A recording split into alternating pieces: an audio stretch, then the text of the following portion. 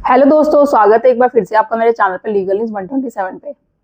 जी हाँ दोस्तों, जैसे आपने मेरा थंबनेल देखा, मेंटेनेंस केस में ना पत्नी की एक गलती सिर्फ उसे जेल भी भिजवा सकती है या उसे जुर्माना भी लगवा सकती है, या हो सकता है जेल जुर्माना दोनों ही हो सकता है। और वो सिर्फ एक गलती है और वो उसकी एक गलती सिर्फ आपको पकड़नी है। अब वो क्या है, किस तरीके से आप पकड़ेंगे, क्या ऐसा टेक्निक है, क्या तरीका है या क्या कानून है, तो वो मैं इस वीडियो में आपसे डिस्कस करूंगी। आई होप आप सबके आंसर आपको मिल जाएंगे, क्योंकि जो भी पति है जिन पे मेंटेनेंस केस लग रहा है, जिन पे मेंटेनेंस केस लगने वाला है, उनको पता है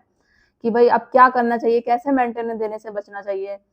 तो उनको हेल्प मिलेगी इस वीडियो के थ्रू। तो मेरी वीडियो को ज्यादा से ज्यादा लोगों तक शेयर करिए ताकि और भी लोगों तक पहुंचे, उन्हें भी हेल्प मिल सके। चैनल को सब्सक्राइब करना बिल्कुल मत भूलिए, साथ ही बेल आइकन दबा दीजिए ताकि आपको टाइम टाइम पे मेरी वीडियो की नोटिफिकेशन मिलती रहे। दोस्तों देखो, आमतौर पे जब भी महिला केस करती है मेंटेनेंस का, वो यही है कि आपकी जो इनकम नहीं है बढ़ा चढ़ाकर हमेशा बोलेगी, ठीक है, कि इतनी इतनी है, एलिगेशन आप पे लगा देगी। अब देखो, क्वेश्चन ये है कि जो मेंटेनेंस केस लगाया जाता है, जो आप कह रहे हैं, जैसे कि आपने अब ये सोच रहे हो कौन सी गलती किस मेंटेनेंस केस में, लाइक सीआरपीसी 125 या बीएनएसएस 144, आपका एचएम 24 या डीवी में, ये सारे हैं जिसमें मेंटेनेंस का केस एक महिला कर सकती है अपने पति के खिलाफ। तो वो जो एक गलती है ना, आप जो कोई भी किसी भी सेक्शन के धारा पे किया गया हो तो सब पे ही लागू है, ठीक है। आपको पता होगा एक जो जजमेंट आया था सुप्रीम कोर्ट का, अच्छा खासा, जो रजनीश वेजनेहा, उसमें सुप्रीम कोर्ट ने एक गाइडलाइन दी थी, सभी जितनी निचली कोर्ट को थी, अदालत सबको ही दी थी, कि उसमें उनमें उन्होंने ये बोला था, ऑर्डर निकाला था कि इनकम एफिडेविट है जो दोनों पार्टी को, हस्बैंड हो या वाइफ हो, दोनों को सबमिट करना पड़ेगा। उस इनकम एफिडेविट में क्या होता है, इनकम एफिडेविट का मतलब कि लाइक आप क्या जॉब कर रहे हैं, आपकी सैलरी क्या है, आप कहीं जॉब पहले कर रहे थे या अभी नहीं कर रहे, अभी कर रहे हैं तो कहाँ कर रहे हैं, आपकी लाइबिलिटी क्या है, खर्चा क्या है, या कोई होम लोन ले रखा है या फिर रेंट पे रह रहे हैं, आपकी पूरी लाइबिलिटी, या आपका फैमिली बैकग्राउंड, मतलब कि बोला जाए कि फाइनेंशियल स्टेटस क्या है आपका, वो सारी चीजें इनकम एफिडेविट में हस्बैंड हो या वाइफ दोनों को लिखनी पड़ती है। अब जहां तक आप सबको पता है कि जो मोस्टली केसेस होते हैं 99% में पत्नी है जो, वो झूठी इनकम एफिडेविट करती है। वो अपने को इतना बताएगी उसमें कि मैं जॉब नहीं कर रही, बहुत गरीब हूँ, पैसे की दिक्कत हो रही, ये चीज, मतलब मेंटेन नहीं कर पा रही मैं अपनी तरीके से, कोई भी मेरा बैकग्राउंड नहीं है, या मायके वाले भी है तो वो सपोर्टेड नहीं है, मेरा फाइनेंशियल स्टेटेड बैकग्राउंड है जो बिल्कुल ही जीरो है, बहुत दिक्कत है, इस वजह से वो मेंटेनेंस वो इस तरीके से शो करेगी। और होता यही है 99% की पत्नियां ही झूठे इनकम एफिडेविट शो करती है। बट कुछ केसों में बस नॉर्मली यही केस होता है कि वो दिखाती हैं कि इस तरीके से कि पति ये है। तो इस तरीके से जो सुप्रीम कोर्ट ने गाइडलाइन निकाली। अब होता क्या है, जो ये इनकम एफिडेविट होता है ना, इनकम एफिडेविट के पीछे एक नीचे एक और डॉक्स होता है जिसमें वो सारी चीजें मेंशन होती है, दोनों पार्टियों के साइन भी होते हैं उसमें। उसमें ये चीज मेंशन होती है कि इसके अंतर्गत ये जो है, मैं सारी चीजें सच बोल रही हूँ या बोल रहा हूँ, अगर फ्यूचर में ऐसा लगता है कि मैंने कुछ झूठ बोला है तो इन धाराओं के अंतर्गत मुझ पर सजा होगी, ठीक है। और उस पर आपके साइन होते हैं दोनों पार्टियों के, वो डॉक्यूमेंट्स है जो इनकम एफिडेविट कोर्ट में जमा हो जाते हैं, और जमा होने के बाद फिर उसे वापस नहीं निकाला जा सकता, उस पर कोई करेक्शन नहीं की जा सकती, ठीक है। अब इसी चीज का फायदा उठा सकते हैं। एक मेंटेनेंस केस में आपको एक गलती बस निकाल दो तो देखो पत्नी को कैसे जेल नहीं होगी, कैसे जुर्माना नहीं भरना पड़ेगा, और वो जो सोच रही है मेंटेनेंस पैसा लेने के लिए, सारे सपने धरे के धरे रह जाएंगे। फिर वो खुद ही आएगी, आप चाहते हैं ना तलाक देना और वो नहीं चाह रही तलाक देना, और ये पैसे की डिमांड कर रही, देखना जीरो मेंटेनेंस पे आपसे समझौता करेगी, और या फिर तलाक देने को भी रेडी हो जाएगी, हाथ जोड़ेगी आपके आगे। अब वो देखो क्या करना है, जो उसने इनकम एफिडेविट जमा किया है ना, आप उसकी एक सर्टिफाइड कॉपी निकलवा लो। जब सर्टिफाइड कॉपी निकालते हो उसको ध्यान से पढ़ो, चेक करो कि उसने क्या क्या चीजें उस पर मेंशन करी है, मीन्स क्या क्या उसने झूठ बोला है, कि वो जॉब नहीं कर रही है, या पहले जॉब करती थी अभी नहीं करती, पढ़ी लिखी नहीं है,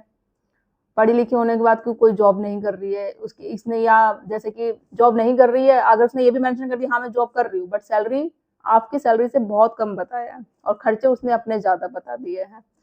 ठीक है। और आपको पता है कि उसकी सैलरी ज्यादा है,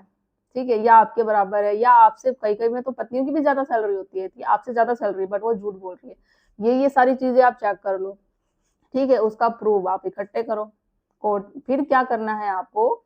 पर्जरी का केस लगाना है 340 का, कि इस चीज में इसने, वाइफ ने इनकम एफिडेविट में ये सारी बातें झूठ बोल रही है, जो जो आपने चेक किया, जो जो चीजें झूठ पकड़ी है। और उसने तो उसमें साइन पहले ही कर चुका है कि अगर भाई झूठ बोलती पकड़ी जाती है और आपने सबूत तो वैसे ही दे दिया तो उसको सजा तो होगी होगी। मेंटेनेंस तो छोड़ो, कुछ भी नहीं मिलेगा उसको, तो लगा दो। अब एक चीज मैं और कहना चाहूंगी, लोग क्या करते हैं ना, चलते हुए केस में जब भी मेंटेनेंस का केस होता है ना, तो 340 की ना एप्लीकेशन लगा देते हैं। तो देखो, आपको 340 की एप्लीकेशन नहीं लगानी, एक प्रॉपर नई तरीके से 340 का जो पर्जरी का होता है, पूरी तरीके से प्रॉपर एक नया केस डालना है, नई पिटीशन डालनी है। अब क्वेश्चन ये भी आता है कहाँ डालना है। मेरे पास लोग ऐसे कमेंट करते हैं कि मैम 340 का कहाँ डालना है। देखो, जहां आपका केस ऑलरेडी चल रहा है, जहां वाइफ ने आप पे झूठे केसेस के करे हैं और जिस कोर्ट में, जिस जज के सामने, वहीं में डालना है। कोई एप्लीकेशन नहीं डालनी है, प्रॉपर नया केस 340 का डालना है आपको, ठीक है। अब तो कई कई ये भी आता है कि नहीं, हम डालते हैं केस में बट जज कोई सुनवाई ही नहीं करता है, हमारे केसों को देखता ही नहीं है, वो टालता रहता है, टालता रहता है, यही होता है। देखो, बहुत लोगों के साथ ऐसा होता होगा, मेरे पास भी ऐसे आते हैं, कॉल मैसेज भी आते हैं, ठीक है। तो देखो, इन इसका क्या है, आप इसका सोल्यूशन क्या करेंगे? इसका सोल्यूशन एक ही है कि ऐसे अगर जब जज टालता रहता है ना, कोई सुनवाई नहीं कर रहा है, तो आप हाई कोर्ट जाओ। हाई कोर्ट में जाके एक होता है कि डायरेक्ट वो उसका ऑर्डर करवाओ। मीन्स कि एक टाइम पीरियड जो हाई कोर्ट है ऑर्डर दे देता है उस कोर्ट को, अपनी निचली कोर्ट को, कि इस पे एक टाइम पीरियड आपका फाउंडेशन मार देगा कि जल्दी से जल्द इस पे, इस केस का है जो फैसला हुआ जाए। तो वो आपको जाना पड़ेगा, ये जाके देखो आप, आपका जल्दी से जल्दी सोल्यूशन होगा ही होगा। और इससे क्या होगा, आंसर आपको पता ही है, मेंटेनेंस देने से आप बच जाओगे, पत्नी पे खुद एक झूठ बोलने का उस पे केस लग जाएगा, जहां वो आपको फंसा रही थी, आपके घर वालों को फंसा रही थी, उसको खुद वो उल्टा दाव पड़ जाएगा, उस पे केस लग गया, वो सामने आ गई, जो झूठे केसेस पे लगाए थे उसके पास तो सबूत वैसे ही नहीं है, सारे झूठे केस खारिज क्वेश कराने के लिए भी आप हाईकोर्ट चले जाओ कि सारे झूठे आरोप है, सबूत आप पे हैं, जो उसने झूठे सब लगाए हैं उसका कोई तो वैलिड रीजन ही नहीं है, ना कोई सबूत है, वो सिर्फ ऐसी बोल रही है, वो भी झूठे केस में खारिज आपके हो गए, मेंटेनेंस केस में भी आपको देने की जरूरत नहीं पड़ी, ऊपर से उस पर ही केस लग गया और वही कोर्ट में साबित हो गया कि पत्नी तो सिर्फ बदला लेने की भावना में या फिर और भी कोई रीजन हो रहा था उसकी वजह से, यह रिश्ता था और कहीं अडल्ट्री में थी, इस वजह से उसने केसेस किए और झूठ बोला सिर्फ मेंटेनेंस पाने के लिए कि ऐसे ऐसे पति की इनकम बढ़ा दी, ये बढ़ा दी, और अपनी सारी बात छुपाई, सैलरी तक भी अपनी छुपाई कि कम सैलरी है, और उसका फाइनेंशियल बैकग्राउंड भी, उसके मायके वालों का वो भी स्टेटस वो भी ज्यादा हाई है, तो सारी बातें छुपाई। तो उस पर उसने साइन कर रखे थे, 340 का आप एक केस करोगे तो उसको सजा होगी होगी। और जहां वो आपको प्रेशर दे रही थी, वो जहां परेशान कर रही थी, वो फिर खुद परेशान हो जाएगी वो करके। तो जीरो मेंटेनेंस पे से देखो, अगर यहाँ तक बात नहीं पहुंचती रिश्ता को जैसे आपको बचाना है, तो कोर्ट कचहरी नहीं पहुंचा, मैं हमेशा बोलती हूँ, तो रिश्ता बचाओ। और जहां तक ये सारी चीजें पहुंच गई, ऊपर ही हो गया केस, तो फिर भाई मेंटेनेंस ना देने के लिए, क्योंकि आपको पता है झूठे केस में फंसाया जा रहा है, ऊपर से पैसे की डिमांड की जा रही है, तो ना बचने के लिए आपको ये करना पड़ेगा। एक गलती ढूंढो, बस एक गलती देखो, उसे जेल भी पहुंचाएगी और जुर्माना भी देगी। और ना देने के बहुत सारे मेंटेनेंस के हैं रीजन, जो मैं टाइम टू टाइम आपको अपने चैनल के माध्यम से देती रहती हूँ। आप मेरे चैनल पे जाके देख सकते हैं, मेंटेनेंस से रिलेटेड आपको जजमेंट भी मिलेगी, गाइडलाइन भी मिलेगी और बहुत सारी वीडियो मिलेगी मेरे चैनल पे। तो आई होप उन सभी पतियों के जो भी है, ये अभी जो प्रॉब्लम में या उस दुविधा में पड़ रहे होंगे कि किस तरीके से एक गलती निकाली जाए, मेंटेनेंस देने से कैसे बचा जाए, तो ये वीडियो से आपको हेल्प मिलेगी। ज़्यादा से ज़्यादा लोगों तक शेयर करिए, चैनल को सब्सक्राइब करना बिल्कुल मत भूलिए। जल्दी मिलती हूँ मैं कैसे इन्फॉर्मेटिव वीडियो के साथ, तब तक के लिए थैंक यू।